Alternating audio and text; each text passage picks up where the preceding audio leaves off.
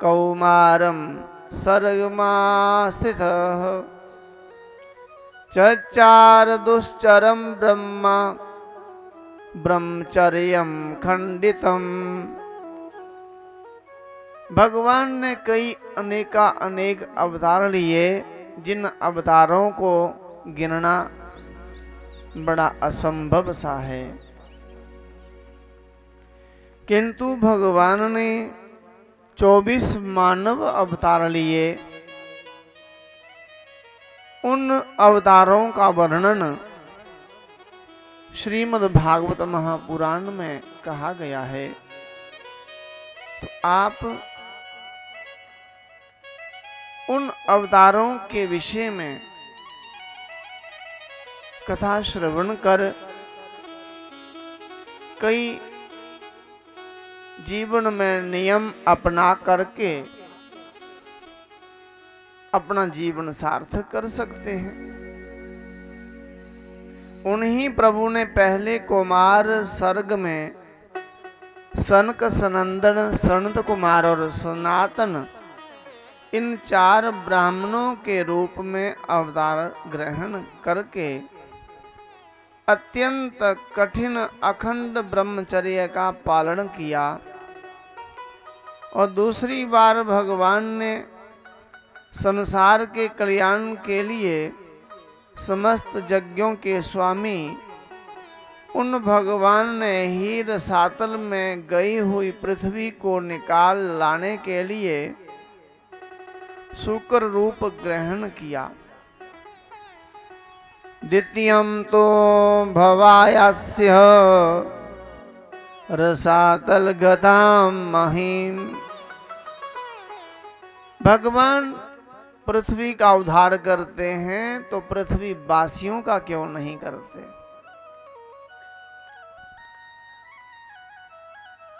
तृतीय ऋषि सर्गम च देव ऋषित्वमुपेत्य सः। तीसरे अवतार में उन्होंने देव ऋषि नारद के रूप में अवतार लिया।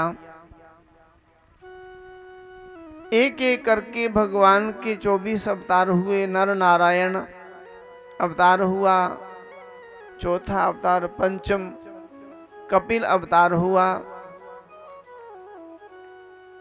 दत्तात्रेय अवतार जो षष्ठम अवतार हुआ, और 7वां अवतार हुआ आकुति के उदर से भगवान यज्ञ नारायण के रूप में प्रकट हुए हैं।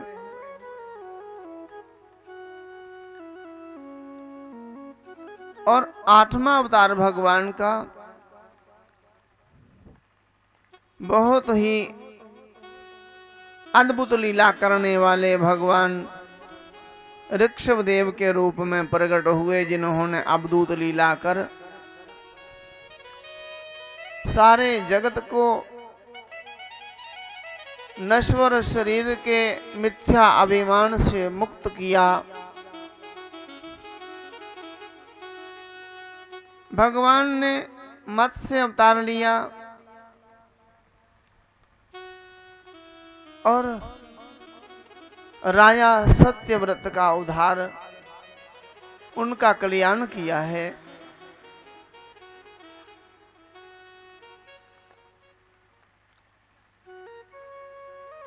देवता और असुरों के द्वारा भगवान ने मंदराचल पर्वत को उठा करके समुद्र मंथन में सहायता पहुंचाने के लिए कश्यप अवतार लिया, धन्वंतरी अवतार लिया, नरसिंह अवतार लिया, पृथु अवतार लिया। भगवान का हयग्रीव अवतार भी हुआ है, हंस भी अवतार कहा गया है। भगवान परशुराम अवतार में आए हैं, श्री राम अवतार में आए हैं।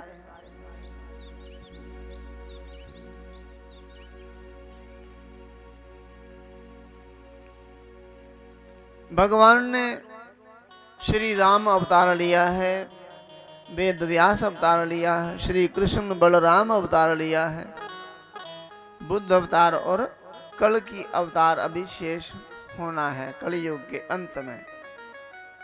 ऐसी कथा है।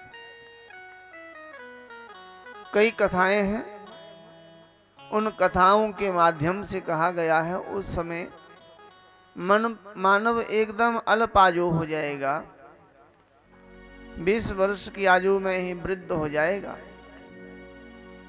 और जे सत्य ही घटित लग रहा है। आज की अवस्था जो युवाओं की है, युवावस्था में ही वे वृद्ध से लगने लगे। तो धीरे धीरे आयु कम होती जा रही है, अल्पमति और अल्प आयु। तो अनेका अनेक भगवान ने अवतार लिए। किस लिए? क्योंकि सतयुग में तो लाखों वर्ष आयु होती थी मानवों की, 1 लाख वर्ष आयु थी सतयुग में मानव की। हजारों वर्ष तो तपस्या में बीत जाते थे।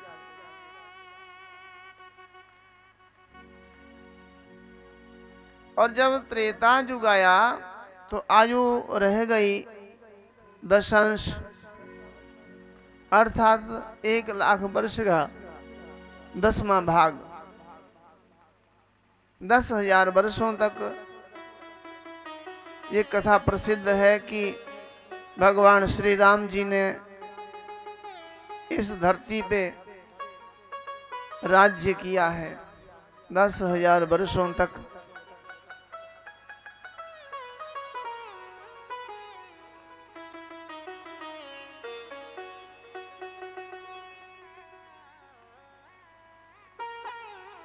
जब द्वापर युग आया है तो आयु फिर दशांश रह गई, अर्थात 10,000 वर्ष का दशांश 1,000 वर्ष।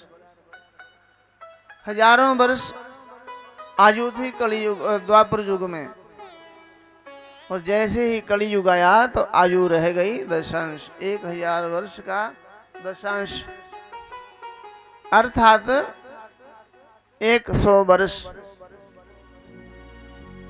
अब कलियुग का आयु, कलियुग के मानव की आयु 100 वर्ष। अभी कोई बात होने वाली हो तो भगवान पहले ही उसका प्रबंध कर देते हैं।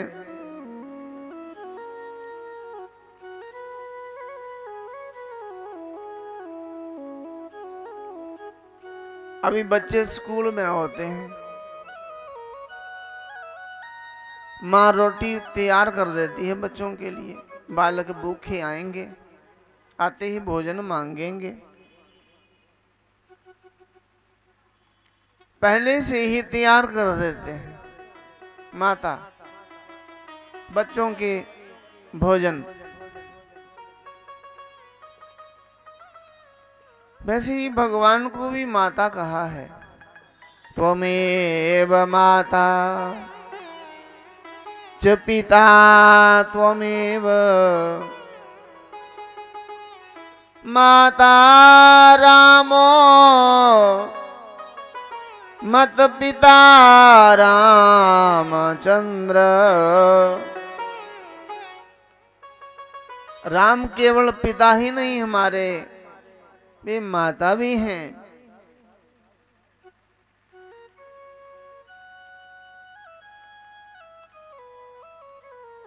क्योंकि भगवान जितना वात्सल्य मानव को देते हैं शायद और किसी जीव को नहीं देते। मानव सब जोनियों में भगवान को प्रिय है।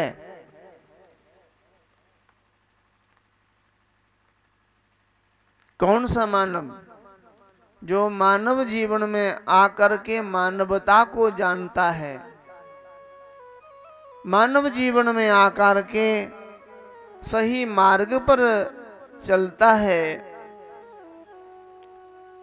शास्त्र सम्मत नियमों का पालन करता है, पुराण आदि की कथा श्रवण करता है, अपने वैदिक धर्म का आदर करता है, ऐसे लोगों पर भगवान अत्यंत प्रसन्न रहते हैं।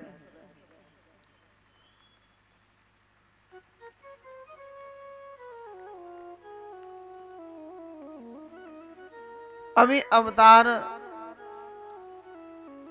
लेने का भगवान का समय आ गया। पाराशर ऋषि के द्वारा उनके यहाँ भगवान ने अवतार लिया है माता सत्यवती की कोख से। एक दीप में भगवान ने अवतार लिया, इसलिए भगवान का नाम श्री कृष्ण दीपायन हुआ।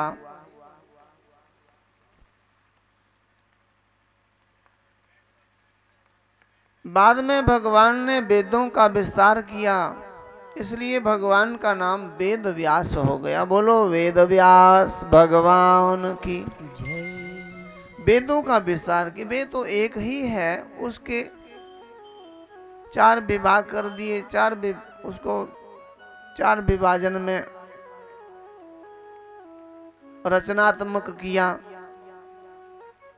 ऋग्वेद, यजुर्वेद, सामवेद और अथर्ववेद। इनकी रचना इसलिए की कि कलियुग का मानव अल्पायु होगा और अल्पमति वाला होगा। साधना तो